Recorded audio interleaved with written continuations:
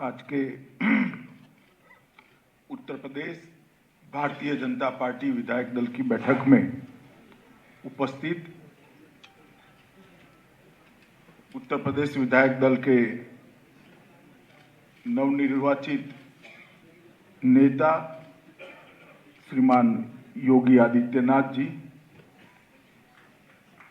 जिनके नेतृत्व में चुनाव लड़ा गया, संगठनात्मक नेतृत्व में, ऐसे हमारे भाई स्वतंत्र देव जी। इस चुनाव में भारतीय जनता पार्टी के राष्ट्रीय अध्यक्ष जी ने जिनको चुनाव जिताने की जिम्मेदारी दी थी, ऐसे देश की शिक्षा मंत्री भाई धर्मेंद्र प्रधान जी, मेरे साथ सहपर्यवेक्षक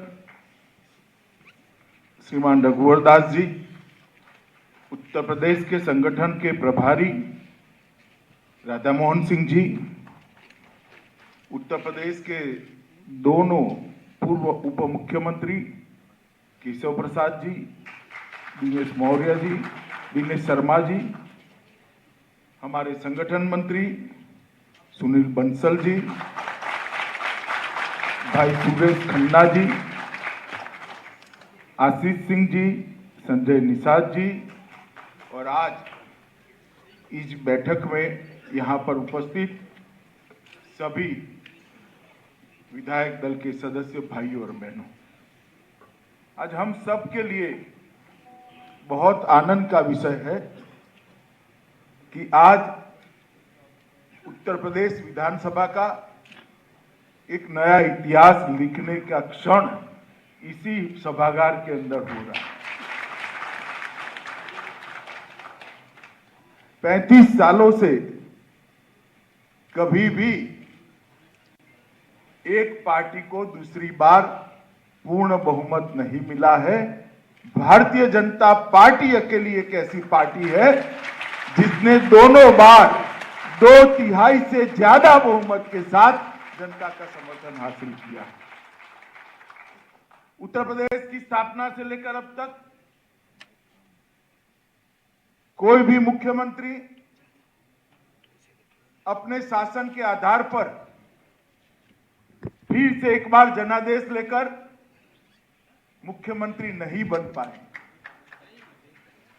कारण क्या होगा, इसकी मीमांसा में जाने का दिन नहीं है, परंतु हम सब के लिए आनंद का विषय है कि भारतीय जनता पार्टी के नेता श्री योगी आदित्यनाथ जी को उत्तर प्रदेश की जनता ने दूसरी बार मुख्यमंत्री के रूप में चुनने का काम किया।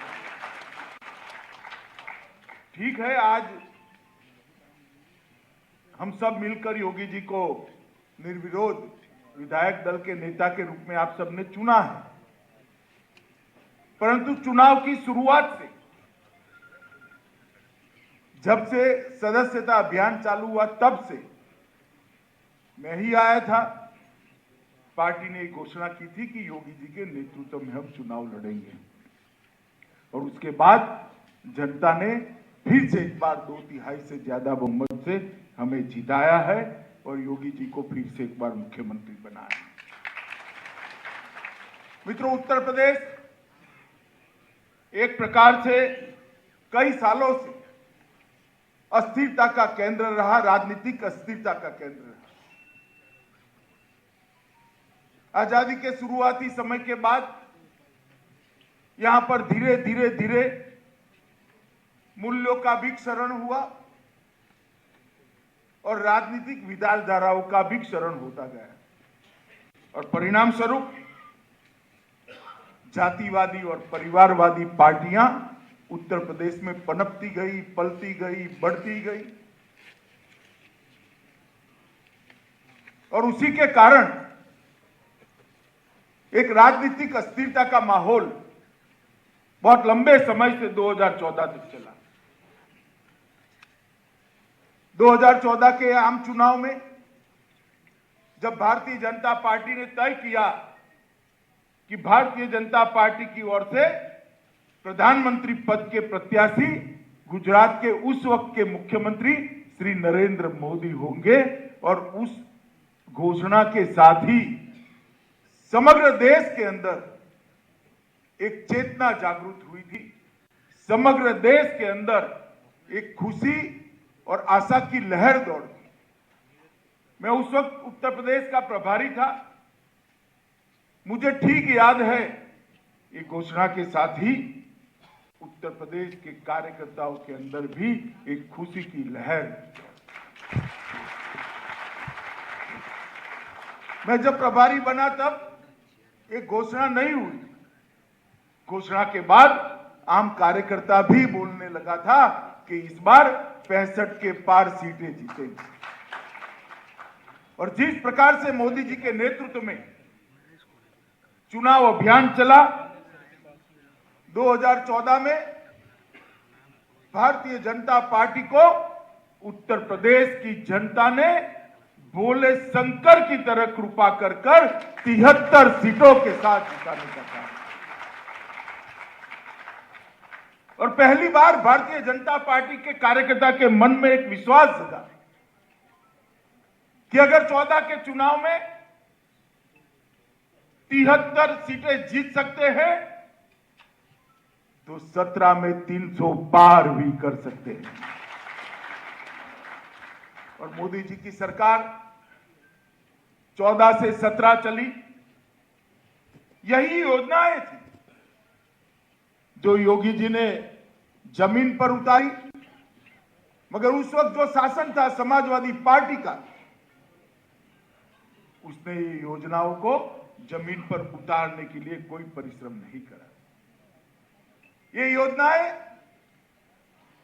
जातिवाद के कारण हर व्यक्ति पर तक नहीं पहुंची।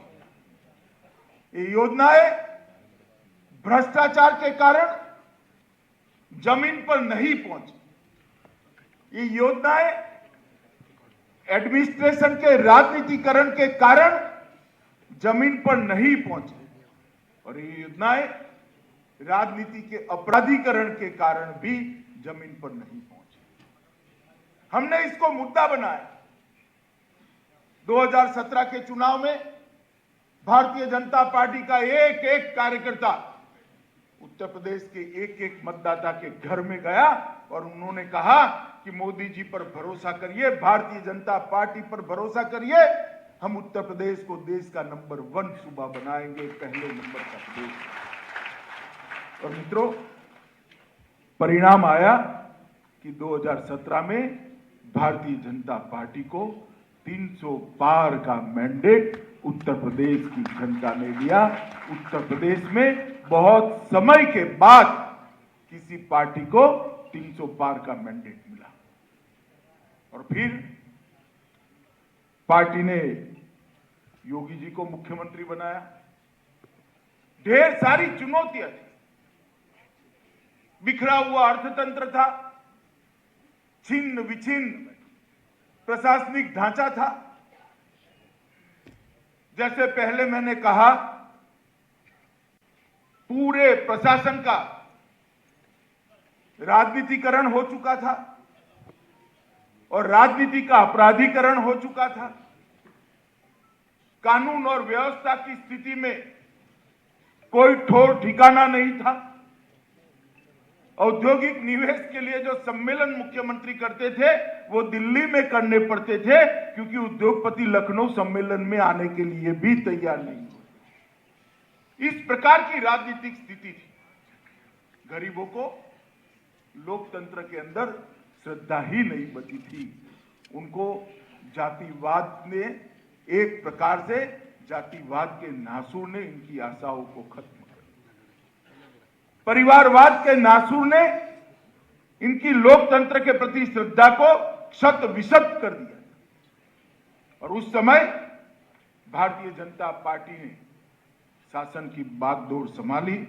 और मैं आज ये बात आप सबके कहने आया हूं कि 2017 से लेकर 2022 तक जो यात्रा चली, बीच में 19 में भी हमने 65 सीटों के साथ प्रचंड बहुमत के साथ एक बार विजय प्राप्त की और अंत में 22 में फिर से एक बार 2/3 बहुमत से जीते।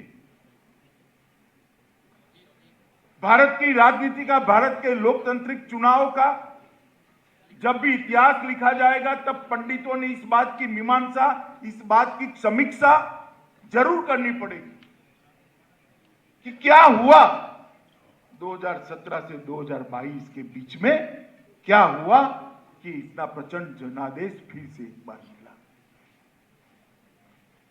मित्रों, सबसे बड़ा काम योगी सरकार ने किया